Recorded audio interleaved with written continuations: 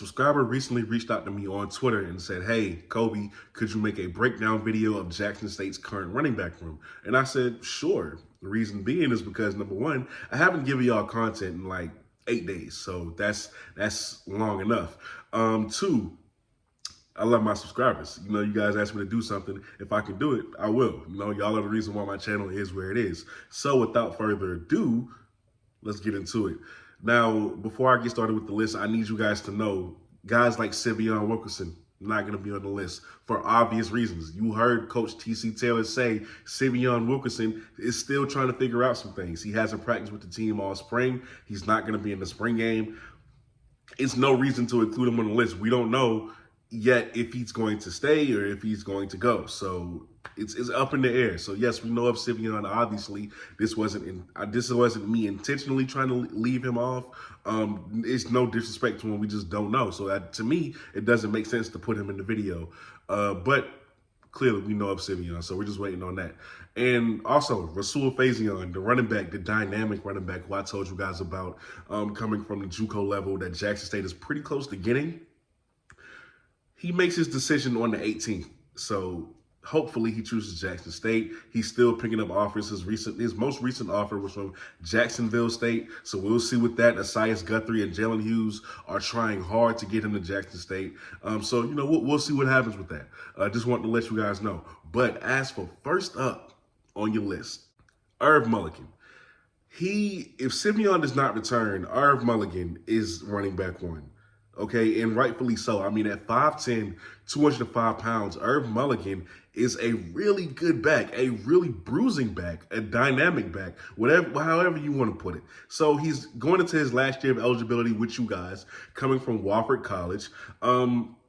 He played in 19 career games in his time at Wofford. And in that 19 career games, he had 1,300 yards rushing, 1,324 to be exact. He also had 11 touchdowns on 190 carries. So listen, Irv Mulligan, to me, he runs similar to Syveon Wilkinson. He's a little bit more built, a little bit more stout. He's just as fast.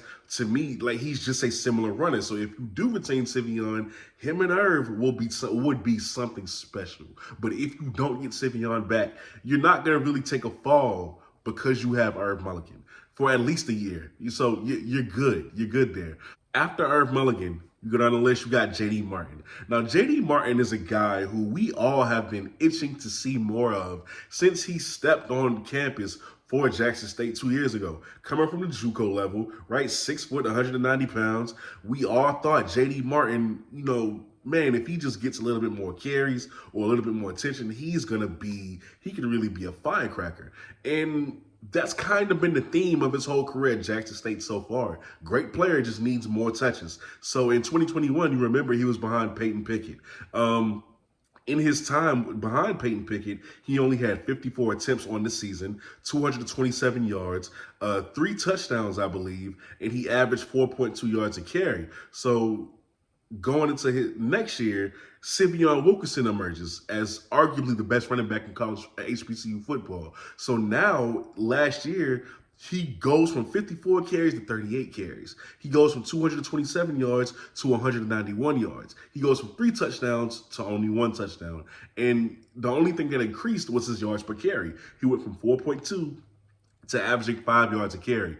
But J.D. Martin is that guy catching out of the backfield. I mean, I think he went from 7 receptions to 14 receptions catching out of the backfield this past season. So he's really good in that aspect. And if I'm not mistaken, was he not the one who made that important catch on 4th down on the final drive of the Celebration Bowl during regulation?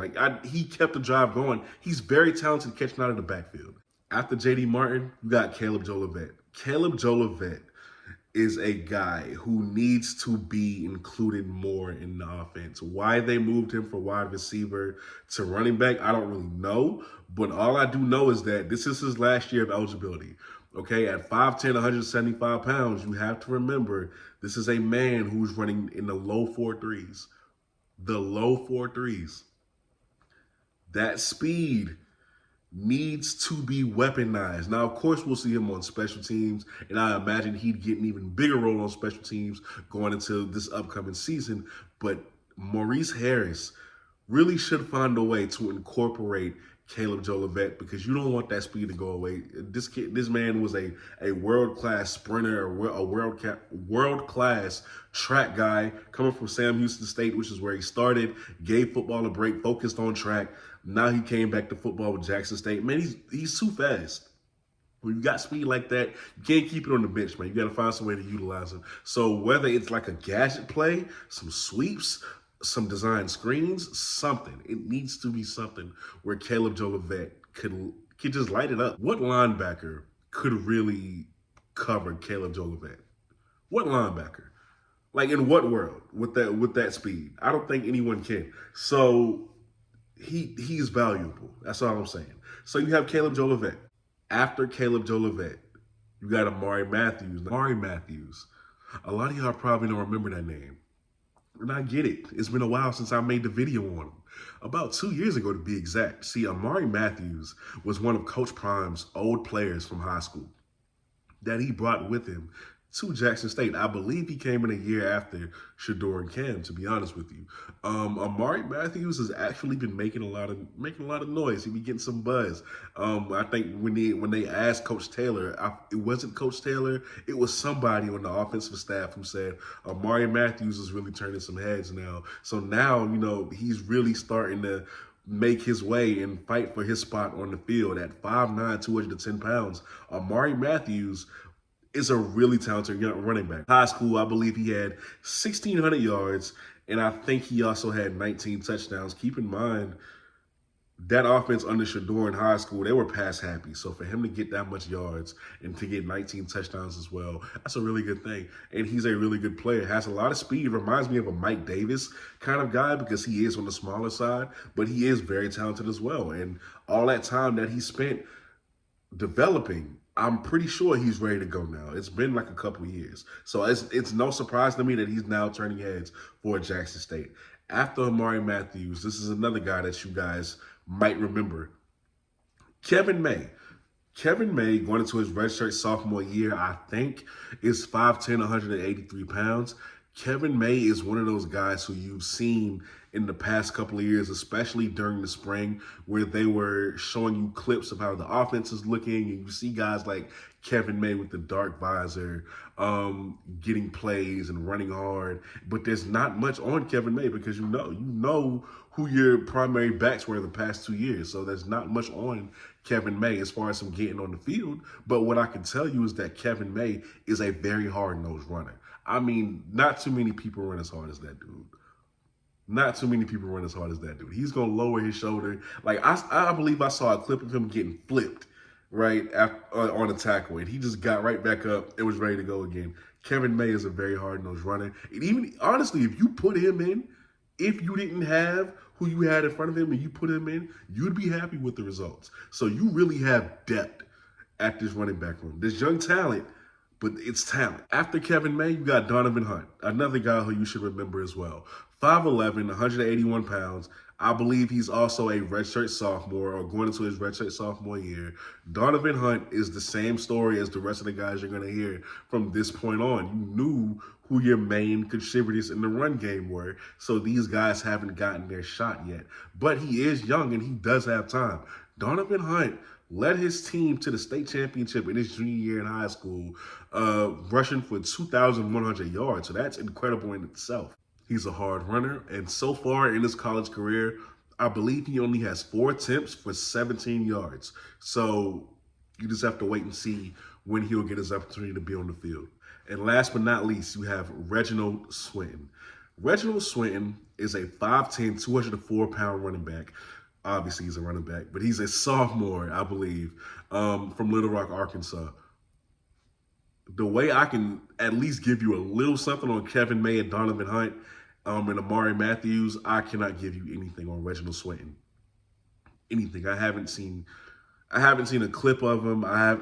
You have a lot of players, and because he is probably one of the youngest guys in that running back room, understandably so, you're not going to see much. But just know your running back room is loaded. And keep in mind, You have all of this on top of maybe getting Rasul Faison to add Irv Mulligan. Maybe. And also maybe bringing back Syveon Wilkerson as well. So imagine if you get both of those guys with Irv, with JD, with Caleb Joe Levin. You see what I'm talking about? Like, it's crazy. The possibilities are endless. So just know this is your running back from right now, but this is not going to stay true for long. Number one, you're bringing in 15 to 20 players. If it's not Rasul, it's most likely going to be another running back that you guys are going to bring in after the spring season. So this running back room isn't going to look the same like it does right now. But as of now, currently, this is what you have. If you guys know anybody that I missed, let me know down below in the comments section. But with that being said, you are watching the BlitzCity Podcast. I'm your host, Kobe Orr. Let me know what you think about this room down below in the comment section. I'm out. Peace.